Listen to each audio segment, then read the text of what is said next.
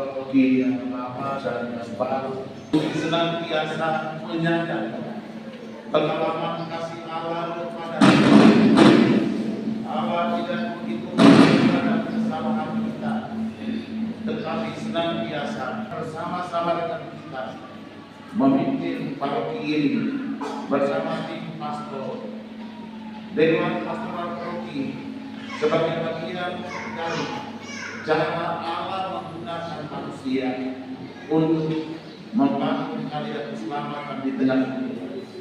Kita mohon rahmat dan kasih Tuhan untuk mereka dalam tugas pelayanan mereka. Semoga senantiasa berhasil dengan baik. Kita memulai suci ini dengan memohon ampun. Saya mengaku bahwa kuasa dan kedalam sedia kala menjanjikan kesetiaan kepada manusia. Dengan demikian kami lebih baik berlindung kepada daripada mengandalkan kekuatan kami sendiri. Semoga perangkat dewan pastoral paroki yang kami latih hari ini untuk memulai tugas senantiasa memperhatikan dan mematuhi janji. Semoga umat-Mu yang ada di paroki senantiasa mengalami sukacita dan kegilaan karena kasih-Mu yang Engkau salurkan melalui tugas pelayanan mereka. Dengan perantaraan Tuhan kami Yesus Kristus yang hidup dan berkuasa bersama dengan Engkau dalam persatuan dengan Roh Kudus, Allah sepanjang segala masa.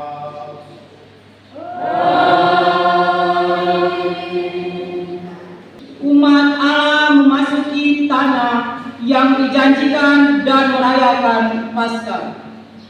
Pembacaan dari kitab Yosua. Sekali peristiwa, Yosua selesai mengingatkan seluruh bangsa, berfirmanlah Tuhan kepada Yosua, "Hari ini telah kuhapuskan celah Mesir daripadamu."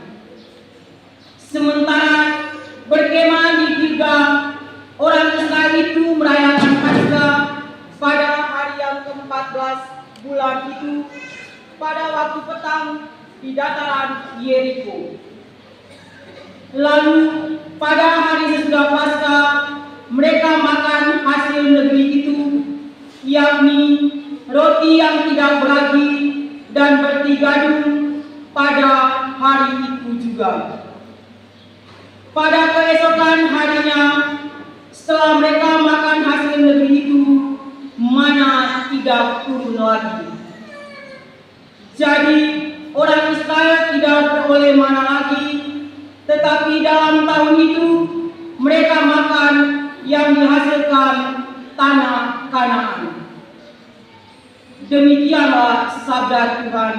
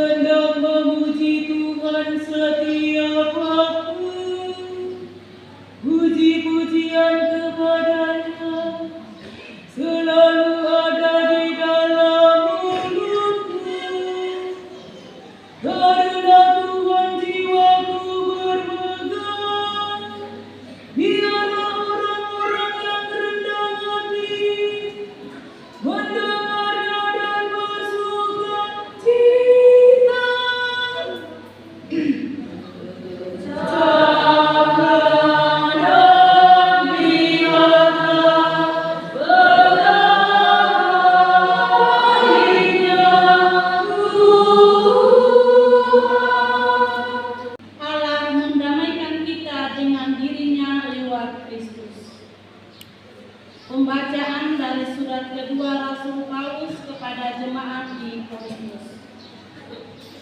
Saudara-saudara, barang siapa ada dalam Yang lama telah berlalu dan sungguh yang baru sudah datang. Semuanya ini datang dari Allah yang telah mendamaikan kita dengan dirinya dengan perantaraan Kristus dan yang telah mempercayakan pelayanan pendamaian itu kepada kami. Sebab Allah mendamaikan dunia dengan dirinya lewat Kristus tanpa memperhitungkan pelanggaran mereka. Ia telah mempercayakan berita pendamaian itu kepada kami. Jadi kami ini utusan Kristus, seakan-akan Allah menasihati kamu dengan perantaraan kami. Dalam nama Kristus kami meminta kepadamu, berilah dirimu didamaikan dengan Allah. Kristus yang tidak mengenal dosa telah dibuatnya menjadi dosa karena kita, supaya dalam Dia kita dibenarkan oleh Allah. Demikianlah sabda Tuhan. Terpujilah Kristus Tuhan. Gajah mulia dan kekal. Terpujilah Kristus Tuhan. Gajah mulia dan kekal. Aku akan bangkit dan pergi kepada Bapa-Ku dan berkata kepadanya, Bapa, aku telah berdosa terhadap surga dan terhadap Bapa. Terpujilah Kristus Tuhan. Gajah mulia dan kekal. Tuhan bersamamu. Dan bersamamu. Inilah Injil suci menurut Santo Lukas. Dimuliakanlah Tuhan.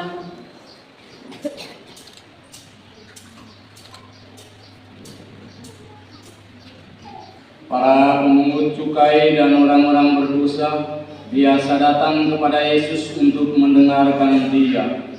Maka bersungut-sungutlah orang-orang Farisi dan ahli-ahli Taurat, katanya, Ia menerima orang-orang berdosa dan makan bersama-sama dengan mereka. Maka Yesus menyampaikan perumpamaan ini kepada mereka. Ada seorang mempunyai 2 anak laki-laki. Kata yang bungsu kepada ayahnya, Bapa, berikanlah kepadaku bagian harta milik kita yang menjadi hakku. Lalu ayahnya membagi-bagi harta kekayaan itu di antara mereka. Beberapa hari kemudian, anak bungsu itu menjual seluruh bagiannya itu, lalu pergi ke negeri yang jauh. Di sana, ia menguruskan harta miliknya itu dengan hidup berfoya-foya. Setelah dihabiskannya harta miliknya, timbullah bencana kelaparan di negeri itu, dan ia pun mulai melarat. Lalu ia pergi dan bekerja pada seorang majikan di negeri itu. Orang itu menyuruhnya ke ladang untuk menjaga babi. Lalu ia ingin mengisi perutnya dengan ampas yang menjadi makanan babi itu. Tetapi tidak seorang pun memberikannya kepadanya. Lalu ia menyadari keadaannya, katanya, betapa banyak orang upahan Bapakku yang berlimpah-limpah makanannya, tetapi aku di sini mati kelaparan. Aku akan bangkit dan pergi kepada Bapakku dan berkata kepadanya, Bapa, aku telah berdosa terhadap surga dan terhadap Bapa. Aku tidak layak lagi disebut anak Bapa. Jadikanlah aku sebagai salah seorang upahan Bapa. Maka bangkitlah ia dan pergi kepada bapaknya. Ketika ia masih jauh, ayahnya telah melihat dia, lalu tergeraklah hatinya oleh belas kasihan. Ayahnya itu berlari mendapatkan dia, lalu merangkul dan mencium dia. Kata anak itu kepadanya, "Bapa, aku telah berdosa terhadap surga dan terhadap Bapa. Aku tidak layak lagi disebut anak Bapa." Tetapi ayah itu berkata kepada hamba-hambanya, "Lekaslah bawa kemari jubah yang terbaik, kenakanlah kepadanya, pasanglah cincin pada jarinya dan sepatu pada kakinya. Dan ambillah anak lembu tambun itu, sembelilah dia, dan marilah kita makan dan bersukacita. Sebab anakku ini telah mati dan menjadi hidup kembali. Ia telah hilang dan didapat kembali." Maka mulailah mereka bersukaria. Tetapi anaknya yang sulung sedang berada di ladang. Ketika pulang dan dekat ke rumah, ia mendengar bunyi seruling dan nyanyian tari-tarian. Lalu ia memanggil salah seorang hamba dan bertanya kepadanya apa arti semuanya itu. Jawab hamba itu, "Adikmu telah kembali dan ayahmu telah menyembelih anak lembu tambun, karena ia mendapatkan kembali anak itu dengan selamat." Maka marahlah anak sulung itu dan ia tidak mau masuk. Lalu ayahnya keluar dan berbicara dengan dia. Tetapi ia menjawab ayahnya, katanya, "Telah bertahun-tahun aku melayani Bapa, dan belum pernah aku melanggar perintah Bapa. Tetapi kepadaku belum pernah Bapa memberikan seekor anak kambingku untuk bersukacita dengan sahabat-sahabatku. Tetapi baru saja datang anak Bapa yang telah memboroskan harta kekayaan Bapa bersama dengan pelacur-pelacur. Maka Bapa menyembelih anak lembu tambun itu untuk dia." Kata ayahnya kepadanya, "Anakku, engkau selalu bersama-sama dengan aku, dan segala kepunyaanku adalah kepunyaanmu. Kita patut bersukacita dan bergembira, karena adikmu telah mati dan menjadi hidup kembali. Ia telah hilang dan didapat kembali." Demikianlah sabda Tuhan.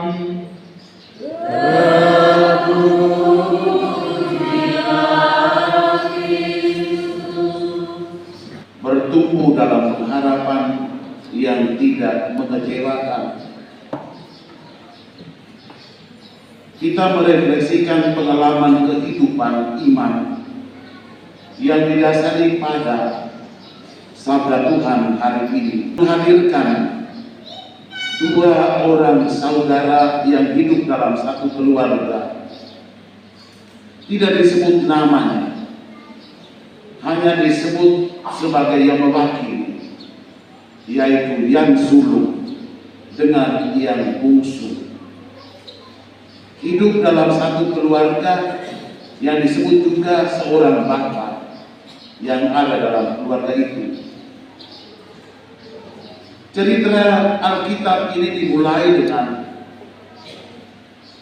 cara si bungsu meminta kepada ayahnya untuk membagi harta warisan. Ayahnya menerima itu, lalu kemudian melakukannya. Membagi harta warisan itu atas dua bagian. Bagian si bungsu dan bagian si sulung. Sebagai seorang yang tinggal di rumah bersama dengan bapaknya, ditampilkan sebagai seorang yang sungguh melakukan pekerjaan di rumah saja, merawat segala yang perlu untuk kepentingan bapaknya, untuk kepentingan keluarganya. Namun ketika si bungsu kembali, ada satu peristiwa yang membuat si sulung itu merasa iri hati dengan apa yang dilakukan oleh bapa. Maka kemudian dia mempersoalkan tentang sikap bapaknya terhadap si bungsu. Injil pun menampilkan kepada kita tentang sikap bapa. Bapa tidak memperhitungkan kesalahan si bungsu. Bapa juga tidak mempersalahkan sikap si sulung. Tetapi Bapa yang bijaksana, yang menerima dan merangkul kembali baik si bungsu dan memberi nasihat kepada si sulung untuk merubah sikapnya atas saudaranya si bungsu. Pengalaman kehidupan kita sebagai manusia, kita dalam tahun jubileum, kita sementara merefleksikan tema Spes non conflictive, harapan yang tidak mengecewakan.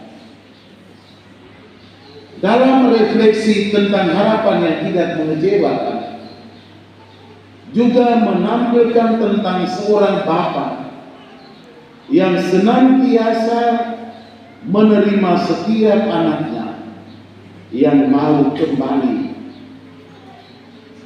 yang mau memohon pengampunan, yang menyesali kesalahan, dan berjalan bersama dalam perjalanan menuju kepada keselamatan. Perjalanan itu adalah persekutuan keselamatan yang dijanjikan Tuhan kepada setiap orang. Harapan tak pernah akan mengecewakan tatkala harapan itu diletakkan pada kekuatan dan kebaikan Bapa di surga. Kita juga di tahun 2025 diajak bersama untuk merefleksikan aksi puasa pembangunan, satu kawanan dan satu gembala menuju gereja yang mandiri dan misioner, untuk mengingatkan tentang persekutuan. Ada beberapa pesan sederhana yang kita petik dari peristiwa hari ini. Yang pertama, kita belajar dari Bapa yang berbelas kasih, Bapa yang tidak menyimpan dendam, Bapa yang tidak membalas kesalahan dengan kesalahan, tetapi Bapa yang maha baik, Bapa yang berbelas kasih. Kita diajak untuk belajar menjadi pengikut-pengikut Kristus yang berbelas kasih, belajar menjadi pengikut-pengikut Tuhan yang senantiasa menempatkan paling depan tindakan kasih kepada Tuhan dan kepada sesama. Karena dengan kebaikan akan menghasilkan kebaikan dan kebencian. Iri hati menimbulkan percecokan, iri hati menimbulkan permusuhan. Orang beriman Kristiani adalah orang yang senantiasa berusaha untuk menjauhkan sikap iri hati dan tidak mencontoh sikap si sulung dengan satu gembala, satu kawanan, sesuai dengan apa yang kita idealkan di keuskupan kita ini. Kalau mau tanya, ada sekian stasi di paroki ini, ada sekian KPD, masih ada banyak umat kita yang keluar dari persekutuan ini dengan kemauan bebasnya, yang tidak setia tinggal di dalam persekutuan, yang ingin bebas dari persekutuan ini dengan mencari jalan lain, atau boleh dikatakan mencari rumah baru, rumah yang sekarang di bawah perlindungan Tuhan Yesus sendiri. Mereka enggan untuk itu dan lebih mencari rumah lain demi kenyamanan karena kebutuhan-kebutuhan tertentu. Sekali lagi, ini adalah tugas Dewan Paroki. Hari ini kamu semua datang, kita buat pelantikan secara liturgis untuk menyatakan kepada gereja, kepada umat Allah seluruhnya, bahwa Anda siap untuk bekerja. Dan kalau saudara-saudara sudah siap untuk bekerja, tentu wilayah ini wilayah adat berat di wilayah tertentu. Tetapi tatkala ada ketulusan hati untuk melakukannya, maka sekali lagi kita sementara berjuang bersama dengan tim pastor kita untuk senantiasa meneladani sikap Bapa yang baik, Bapa yang merangkul, Bapa yang menerima, Bapa yang mengampuni, Bapa yang rahim, Bapa yang berbelas kasih. Dan semoga dengan refleksi kita hari ini dan dengan perayaan kita hari ini, semua umat di Progi ini boleh mendapat pelayanan yang layak dalam kerjasama antara Dewan Pastoral Progi dengan Dewan Progi sampai ke tingkat KBG dan keluarga-keluarga. Kalau kita mau, pasti bisa. Tetapi kalau kita jadi sambungan, maka akan menjadi persoalan. Amin.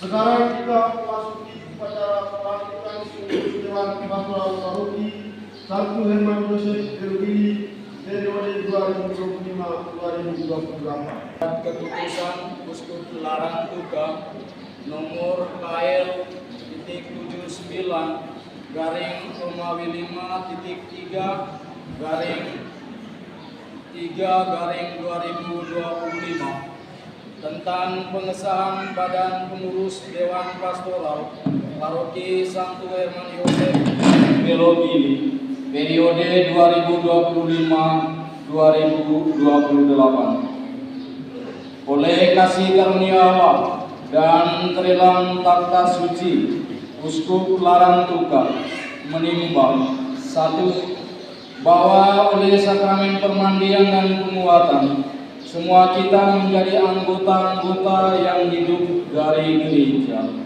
2. Bahwa karena keanggotaan itu, kita dipanggil untuk ikut serta dalam karya keselamatan Kristus di tengah. 3. Bahwa ada kesadaran dari umat paroki sendiri untuk mengambil peranan aktif dalam kehidupan gereja di wilayah parokinya. Mengingat Undang-Undang Gereja, Kitab Hukum Kanonik Kanon 536 sampai 537 dan 1281 sampai 1288 memperhatikan ajakan konsili umum yang mendorong para uskup atau imam untuk menjalankan tugas pewartaan Injil dan perawatan umat dalam suasana kerjasama yang erat dengan kaum awam. Berkehendak berdasarkan keterangan tersebut di atas, memutuskan, menetapkan: 1. Mengangkat saudara-saudari yang namanya tersebut dalam lampiran surat keputusan ini sebagai pengurus Dewan Pastoral Paroki Santo Herman Joseph Belogili periode 2025-2028. 2. Bahwa pastor paroki dengan sendirinya adalah ketua umum Dewan Pastoral Paroki. 3. Hak dan kewajiban Dewan Pastoral Paroki ditetapkan dan dijalankan sesuai dengan anggaran dasar Dewan Paroki. 4. Dewan Pastoral Paroki bertugas untuk masa jabatan 3 tahun. 5. Dewan Pastoral Paroki mulai bertugas setelah mengucapkan sumpah jabatan. Ditetapkan di Santo Minggu Larang Tuka pada hari Kamis 20 Maret 2028 dengan berkat Tuhan Fransiskus Kopongkung, Uskup Larang Tuka. Saudara-saudari yang hendak dilantik menjadi pengurus Dewan Pastoral Paroki Santo Herman Joseph Belogili berdasarkan surat keputusan yang Mulia Uskup Larang Tuka diminta tampil ke depan. Periode 2025-2028. Ketua Umum RD David Doni Pastor Paroki ex officio. Wakil Ketua Umum RD Donatus Lidang Polin, Pastor Tan ex officio. Dewan Inti Harian, Ketua Yohanes Pisa Sogen. Wakil Ketua Isatar Parats Kosi. Ya, saya hadir. Sekretaris 1 Marianus Lodun Liun.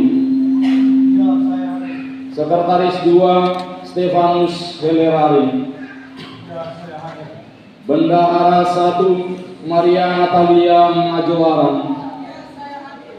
Bendahara 2 Suster Nicolin Desie. Seksi 1 Seksi Liturgi Musik Liturgi. Ketua Leticia Dani Kelen. Seksi Kerasulan Kitab Suci. Ketua Beatrix Olenaran. Seksi Kata Ketik atau Pewartaan. Ketua Paulina Dias Antonius. 4 Seksi Karya Kepausan Indonesia. Ketua Elizabeth Manda Hasan. 5 Seksi Pendidikan. Ketua Gerardus Gowin Sogen. 6 Seksi Kepemudaan. Ketua Gerardus Gawa Tenawahan. 7 Seksi Pastoral Keluarga. Ketua Thomas Talutukan. 6 Seksi Kerasulan Awang.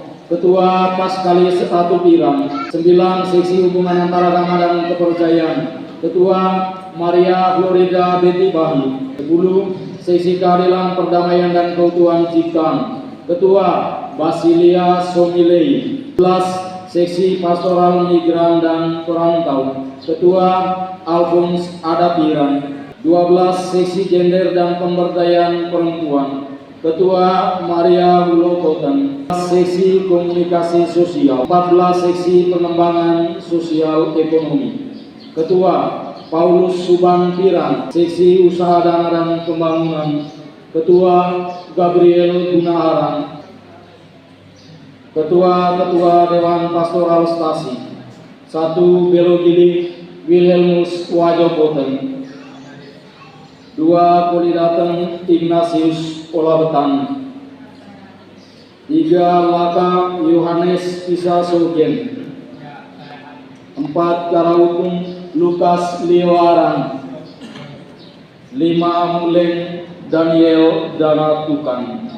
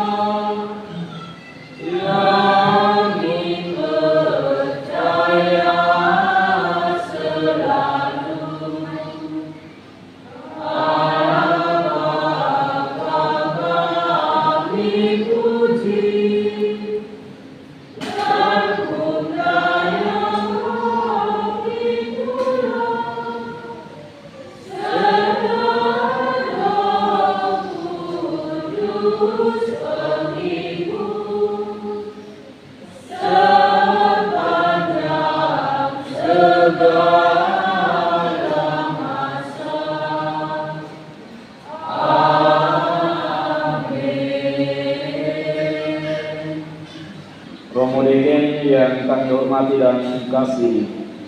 Kami meminta kesediaan berumum untuk melantik saudara-saudari kami ini menjadi pengurus Dewan Pastoral Paroki Santo Herman Yosef Belogili periode 2025-2028. Apakah saudara tahu bahwa mereka ini layak dan sanggup untuk menerima dan menjalankan tugas khusus ini? Kami telah menyiapkan mereka untuk menerima tugas ini, dan setelah mendapat mandat dari umat, kami menganjurkan supaya mereka ini dilantik untuk menjadi pengurus Dewan Pastoral Paroki Santo Herman Yosef Belogili. Dengan bantuan dan rahmat Tuhan, saya bersedia melantik saudara-saudari ini menjadi pengurus Dewan Pastoral Paroki Santo Herman Yosef Belogili.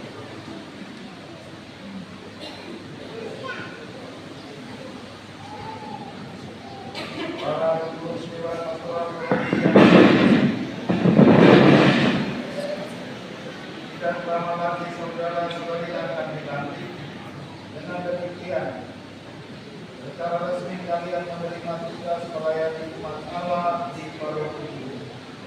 Sebelum saudara-saudari menerima tugas ini, terlebih dahulu kamu harus berjanji di hadapan Tuhan dan seluruh umat Allah yang hadir di sini bahwa kamu mau menjadi pelayan umat yang setia, rajin, dan sederhana dalam kata dan perbuatan. Berjanjikan saudara-saudari untuk menjalankan tugas ini demi kemuliaan Allah dan keselamatan umat.